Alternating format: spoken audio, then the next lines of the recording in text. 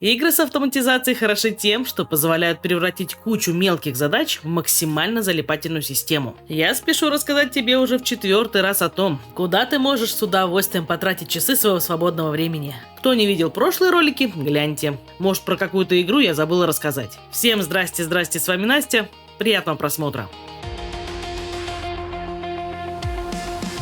Little Rocket Lab. Ты играешь за Морган, начинающего инженера, который возвращается в родной город, чтобы исполнить давнюю мечту своей семьи и, наконец, построить ракету. Но помимо этого тебе предстоит помочь маленькому городку Сент-Амброаз решить местные проблемы и задачи. Постепенно ты исследуешь окрестности, добываешь ресурсы и создаешь все более сложные производственные цепочки. Сначала это простые печи и буровые установки, но со временем появляются сборочные машины, краны, роботизированные помощники и длинные конвейеры, связывающие целые фабрики в единую сеть. Каждый новый проект помогает не только продвигаться по сюжету, но и возвращать к жизни местную промышленность. Помимо строительства заводов можно исследовать побережья, карьеры, железнодорожные районы и подземные локации в поисках новых материалов. По ходу приключений ты знакомишься с жителями, заводишь дружбу и выполняешь различные задания. Твоя история развивается вместе с процветанием городка, а каждое новое изобретение открывает дополнительные возможности для развития производства. И интересный факт. Автор проекта – соло-разработчик Кайл Шмидц. Несколько лет проработал в Ubisoft. А саму игру начал делать вечерами после работы просто ради удовольствия. Вдохновлялся Кайл не только Factorio Satisfactory, но и Spiritfarer, а также мультфильмом «Ведьмина» служба доставки Хаяо Миядзаки. Лишь на поздних этапах студия No More Robots помогла довести игру до релиза.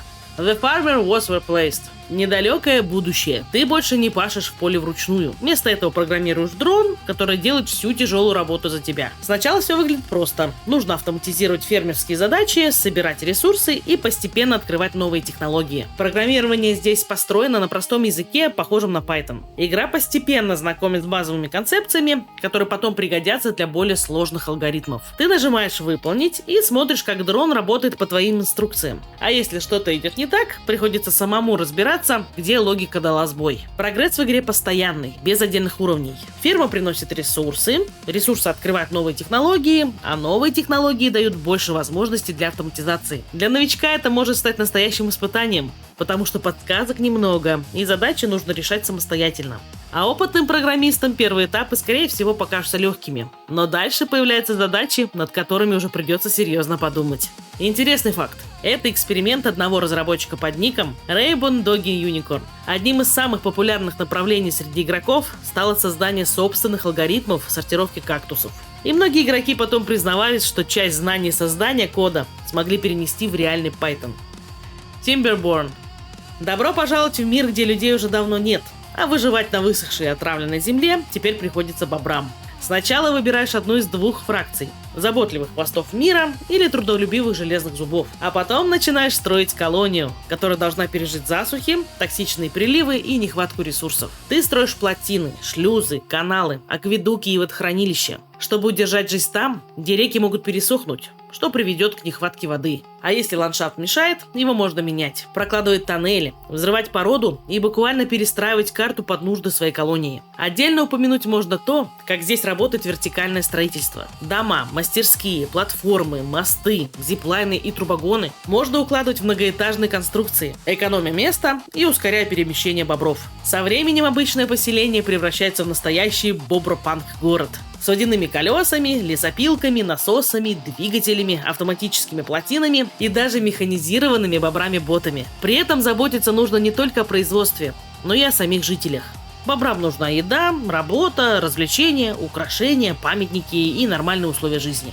Интересный факт. Здесь есть встроенный редактор карт и официальная поддержка модификаций. Также после одного из апдейтов игроки обнаружили забавный баг анимации. Некоторые бобры начинали странно двигаться на лестницах, словно танцевали брейкданс. Ошибка быстро стала локальным мемом сообщества и даже попала в игровые новости. The Crust.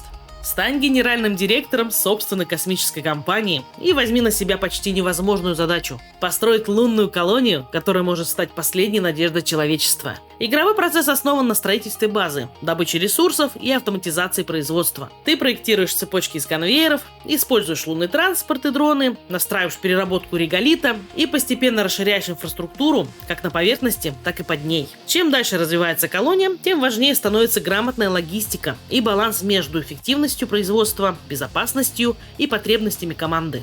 Помимо базы приходится управлять людьми и экспедициями. У колонистов есть настроение, болезни, уникальные навыки и черты. Также ты формируешь транспортные группы, отправляешь научные и спасательные экспедиции к удаленным объектам, изучаешь разрушенные локации и геологические артефакты, а еще ищешь залежи полезных ископаемых. Отдельный слой игры связан с землей. Нужно торговать с корпорациями и государствами, выполнять заказы, влиять на рынок, учитывать политическую и экологическую ситуацию и решать, кому помогать, а с кем держать дистанцию. Интересный факт.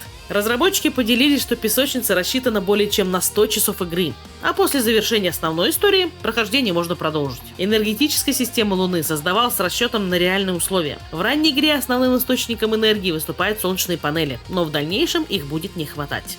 Captain of Industry. Начни свой путь с небольшого острова, группы поселенцев и корабля с припасами, а дальше постепенно превращай все это в промышленную империю. Сначала все кажется понятным. Нужно выращивать еду, добывать первые ресурсы и строить базовые производства. Но чем дальше, тем сложнее. Главная фишка игры не только производство, но и терраформирование. Ты раскапываешь карьеры, сносишь горы, засыпаешь океан пустой породой и расширяешь территорию под новые фабрики. Продукцию перемещаешь грузовиками, поездами, транспортерами и трубами. Поэтому со временем приходится продумать не просто отдельные здания, а целую логистическую сеть. Развитие начинается от простых материалов и еды до нефтепереработки, электроники, информационных технологий, ядерной энергетики и космической программы. При этом нельзя забывать о людях. Им нужно жилье, вода, электричество, медицина и товары потребления. Если плохо следить за отходами и загрязнением, это может сказаться на здоровье населения.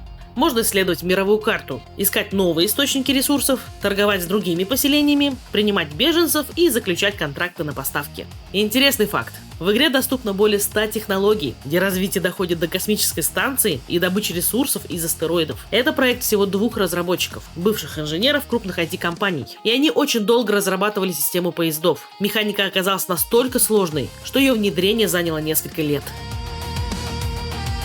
Вот такая подборка игр с автоматизацией у меня получилась. Если есть мысль о какой-то конкретной теме, то поделись со мной. Захотел поиграть, значит моя миссия выполнена.